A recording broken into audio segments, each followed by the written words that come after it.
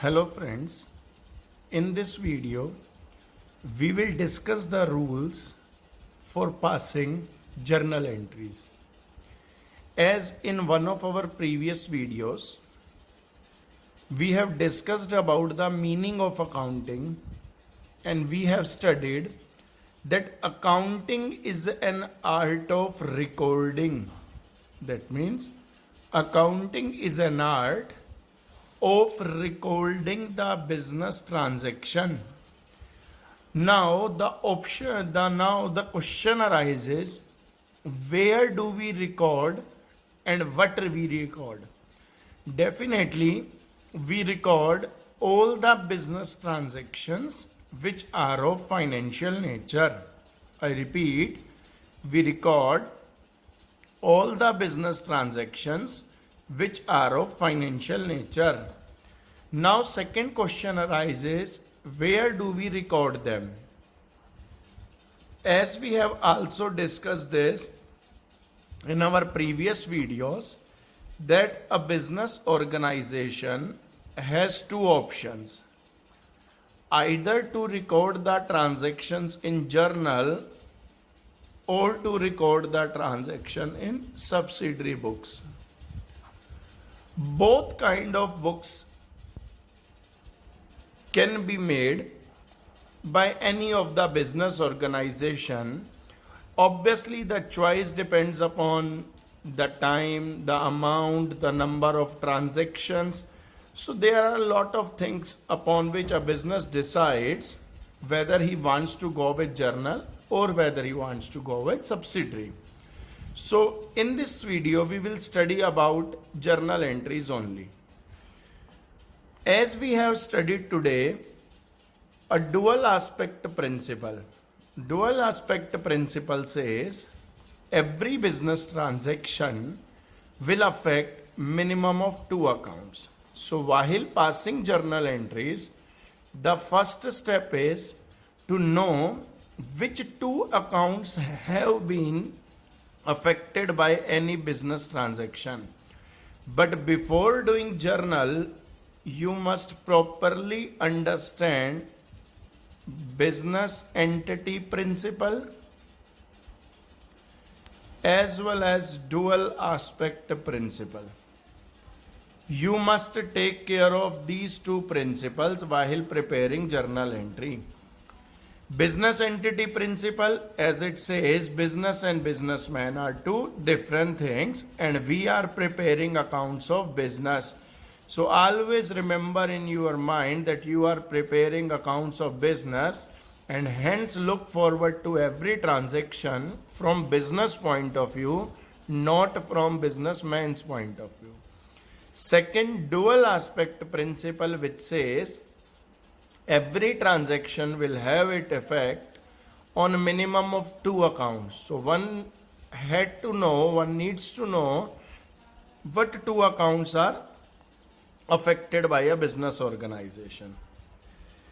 These accounts, for recording journal entry, these accounts are classified into three categories. Before going into that, we can say there are two approaches of preparing journal. Approach one, that is traditional approach. Another one is modern approach. Traditional approach and modern approach. Obviously both the approaches have some pros and cons associated with them. Obviously we will discuss both the approaches as well, but in this video today we will only discuss about traditional approach. As per traditional approach, accounts are classified into two major categories. One is personal, second one is impersonal. One is personal and second one is impersonal. Further, these personal accounts are further classified into two more categories. One is real, another is nominal. Some may also say that accounts are classified into three categories: personal, real or nominal. Other might say that there are basically two categories, personal and impersonal further has two more blocks. One is real and another is nominal. Now the question arises, with any transaction I come to know that these two accounts are affected by any business transaction as per dual aspect principle. Then the next problem lies with a person is to know the nature of account, whether those accounts are personal, real or nominal. Now how to identify personal account? Any account related to any person, any organization, any company, these kind of accounts are called personal account. Any account which belongs to any person, any organization, any company is known as personal account. Real, those things, those creatures which exist in reality and they carry some monetary value. The things which have exist in reality and have some monetary value with them are covered under this category of nominal account. Of real account. For nominal account, these things do not have real existence. You can't see them. They are just expenses or incomes which do not have any physical existence, but their nature represents that they are either expense for the organization or income for the organization. Then coming back to our topic, as per traditional approach, accounts are mainly classified into two categories, personal and impersonal. How to identify any account is personal and any account is impersonal? Any account which belongs to any person or any business organization or a company is known as personal account. Rest everything is impersonal account. Impersonals are further classified into two categories, real and nominal. Now how one will be differentiating between real and nominal? Any account, anything which exists in reality and carry some monetary value with itself are covered under real account. Rest those things which do not exist in reality, which do not have their physical appearance, they just represent our expenses or income, are covered under nominal category. So broadly speaking, these are the three main categories of account: personal, real and nominal. Now we have some rules pertaining to passing journal entries with respect to all these three accounts. These rules are also known as golden rules of accounting. I repeat, these rules are also known as golden rules of accounting. For personal account, the rule says debit the receiver, credit the giver. Debit the receiver, credit the giver. Now it is very easy to cram that rule, but you don't go by cramming, just apply some brain on it. What do we mean by debit and credit? As we have discussed earlier today in the class, that debit and credit only means two sides of account. Now what is the rule debit the receiver and credit the giver? It simply says that if in any transaction any personal account is affected, that means any person's or any organization's account is affected, then just concentrate on that person and that organization and see whether that person or organization is receiving something or giving something in that particular transaction.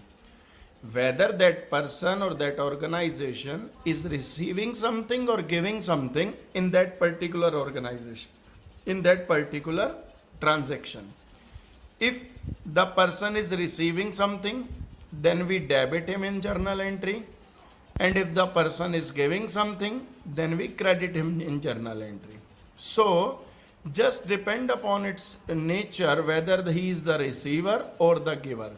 If he is receiver, then debit, and if giver, then credit. Likewise, for real account, the rule is debit what comes in, credit what goes out.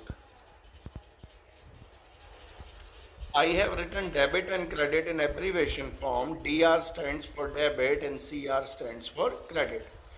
Debit what comes in, credit what goes out. Goes out. So when in any transaction, any real account is affected, just see whether the thing is coming in the business organization or whether that particular thing is going out of the business organization.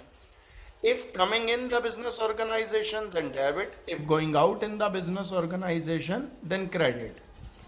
For nominal account, the rule stands as debit all expenses and losses, credit all incomes and gains. Debit all expenses and losses. That means if you confront any nominal account, definitely it will either be expense for the organization or it will be income for the organization. If it is an expense or loss for the organization, then put it on the debit side. But if it is income for the organization or gain for the organization, that put it on the credit side. Now one student asked, what is the difference between expense and loss? And obviously, expenses for which we are paying money, but in return we are receiving some services or goods, that is expense. But for which we are giving up our resources but receiving nothing in return is called loss. That means when you are giving up your resources but in return you are receiving some goods or service, it becomes expense. But if you are giving up your resources but not receiving something in return, then that is called a loss.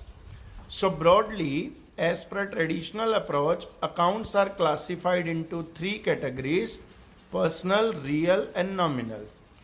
For personal account, how do one person identify that any account is personal or not? Then it should be in the name of any person, any organization, any company.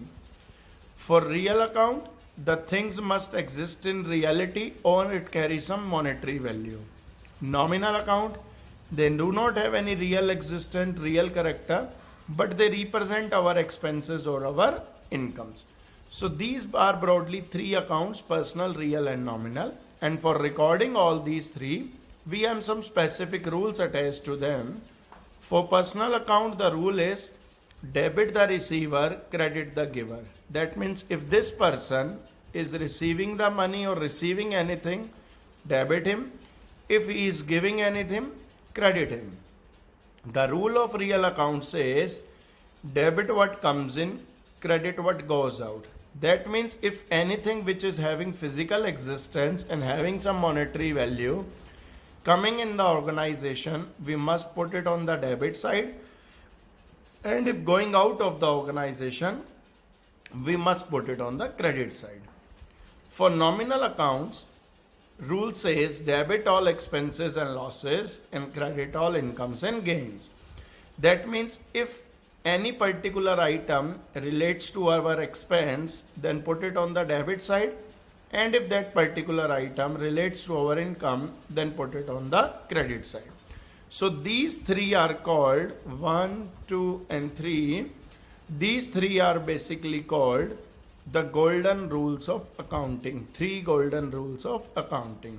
This is the backbone for doing accounts, for starting of the accounts. Now we shall look forward to application of these rules in different situations. I will presume some transactions so that we can identify how to apply these rules. First of all, purchased goods for cash. Purchased goods for cash. Suppose for running your business, you have purchased some goods. Obviously, once you have some goods, only then we will be able to sell it. So for selling purpose, we bought some goods. Now the first step lies identification of two or more accounts which have been affected by this transaction. Guys, we have purchased goods and immediately have paid money for them. So what two accounts have been affected by this transaction? Definitely, first account is goods, another one is cash. So first step is the identification which account have been affected by any transaction. We have seen by this transaction, one account affected is goods, another one is cash. Now the second step is to know nature of these particular account. Both can be personal, both can be real, both can be nominal, or any combination of them. One personal, one real, one nominal, any combination can be there. Goods. Let us examine what is the nature of goods. Ask yourself whether goods is a personal account or impersonal account. Definitely personal account. No, definitely it is impersonal account, but because it is not the name of any person, name of any organization. So definitely it is not a personal account, it is impersonal account. Now go further, deep dive into further and classify whether it is real or it is nominal. Now there are different opinions about the goods. Some say because it have real existence plus having monetary value, hence they shall be classified as real account. But other says we purchase goods only for the sake of earning profit, because once we purchase goods, we are not purchasing them with the purpose of using them. We are purchasing them with the purpose of selling them. Hence, they should not be considered as our assets, these should be considered as our expenses. So these must be categorized in nominal category. So both the views are somehow right in their perspective, but we will take goods as nominal account. So we have identified goods as nominal. Now comes to cash. Then again go, cash is a personal account or impersonal? Definitely it is not personal. किसी person का नाम तो है नहीं cash. Definitely it is impersonal. Now in personal में, is it real or is it nominal? Definitely it has real existence. Obviously cash, you have seen currency notes. This is real existent. Obviously they have some market value. So both the points are okay. Hence cash is a real account. So we just put against it name real. So we have done two things. First, identification which accounts have been affected by any transaction. Second, what is their respective nature? Are they personal, real or nominal? So I have seen one of them is nominal, another of them is real. Now go for nominal. What does nominal rules says? If it is expense, put it on debit side. If it is income, put it on credit side. Guys, we have purchased goods. We have purchased goods, that is expense or income. Definitely it is an expense, hence it should be debited. Cash, because cash is a real account rule says if it is coming in, then put it debit side. If it is going out, then put it on credit side. Guys, you have purchased goods, so cash will be coming in your business organization or will be going out of your business organization? Definitely it will be going out of your business organization. So once cash is going out, it should be credited. So guys, we have come to know whom to debit, whom to credit. So goods must be debited and cash must be credited. Now for goods, we do not actually use the word goods. For goods, we use these two terms.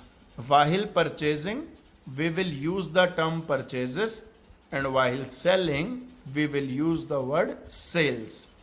While purchase of goods, goods means those items. Guys, listen carefully.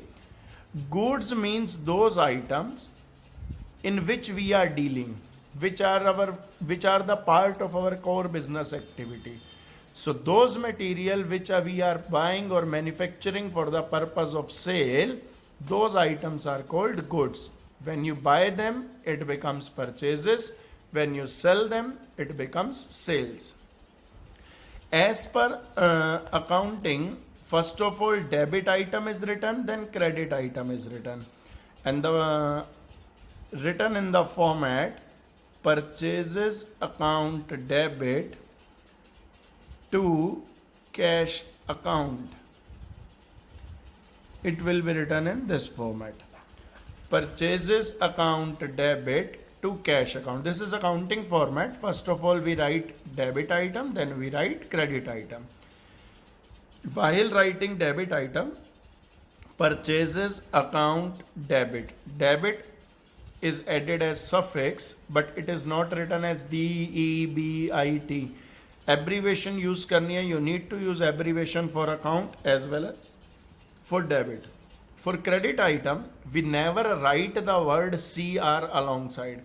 Just prefix to with that. In accounting, it will always mean credit. So purchases account debit to cash account. For cash account, you need not write credit. Once you have prefix to, in accounting language, it automatically means credit. So this is journal entry. These two accounts were affected. One of them is credited, another one is credited with the same amount. Because goods worth rupees 10,000 have come into your business and cash of rupees 10,000 have gone out of your business. Understand, guys? Now move on to second transaction, which says purchased goods from Rohit on credit, rupees 10,000. Almost similar transaction. Purchased goods from Rohit on credit. Earlier we have purchased goods for cash. Now we have purchased goods from Rohit, somebody, on credit. Now which two accounts have been affected? Definitely goods, first one, and Rohit, from whom we have bought the goods. These two accounts have been affected. That is the first step. Now to identify one by one what is the nature of this respective account. Goods, whether they have personal, real or nominal. As we have discussed in the first transaction, goods are nominal account. And for Rohit, obviously Rohit is the name of a person, hence it is a personal account. So now it is easy to find out that one is nominal and another one is personal. And then apply the rule for nominal account. Nominal account, it says, if it is expense, put it on the debit side. If income, then put it on the credit side. As we have purchased goods, hence it is our expense, and because it is our expense, it must be debited. Rohit, which is a personal account. For personal account, rule is debit the receiver and credit the giver. Just focus on Rohit and try to understand whether Rohit is giving something or Rohit is receiving something. Obviously, Rohit is giving the goods, so Rohit is a giver, and for giver should be credited. You have just heard the rule, debit the receiver, credit the giver. Because Rohit is giving away the goods, so he is giver, so giver must be credited. So now goods should be debited and Rohit should be credited. And we have just discussed in previous transaction, for goods we never use the words goods. For at the time of purchase we use the word purchases, at the time of sale we use the word sales. So entry will be purchases account debit to Rohit 10,000. Purchases account debit to Rohit. Rohit is a personal account. For personal account we do not suffix account. If you want to, then it may be written as Rohit's account. So you have two options, either to go with Rohit only or Rohit's account, a post office, Rohit's account. So entry will be purchases account debit to Rohit's account. Clear? In above transaction, in first transaction, two accounts were affected, goods and cash. In second transaction, two accounts were affected, goods and Rohit. Let's move on to another example which says purchased goods from Rohit for cash. Purchased goods from Rohit for cash. Now, what are the two accounts which have been affected by these transactions? Obviously, you have purchased goods, so goods account is affected. Purchased it from Rohit, but obviously you have paid cash. Now the question arises, which is the second account what is affected, Rohit or cash? Now common sense prevails. As you have already paid the payment, as you have already made the payment, do you have any relation with Rohit? Does Rohit become your debtor or creditor, something like that? No. So Rohit is of no use. So as long as you are purchasing goods for cash, you are making payment immediately, then there is no point from whom you are purchasing. So these two accounts will be affected, goods as well as cash. Now go with the process. Goods, what is the nature of account? Whether it is personal, real and nominal. As we have seen in the previous page, in previous transaction, goods is a nominal account. And we have seen for the cash, because it has real existence, it has some value, it carries some value, definitely it is real account. So after identifying both, just go for the rules. What is the rule for nominal account? Just try to learn those rules. Nominal account says, if this is expense, then put it debit side. If it is income, then put it on the credit side. Definitely we are purchasing goods, hence it is our expense, so it must be debited. We are paying cash, real account. What is the rule of real account? Debit what comes in, credit what goes out. So guys, cash is coming in or cash is going out? Definitely going out, so it must be credited. Hence, entry will become purchases account debit to cash account.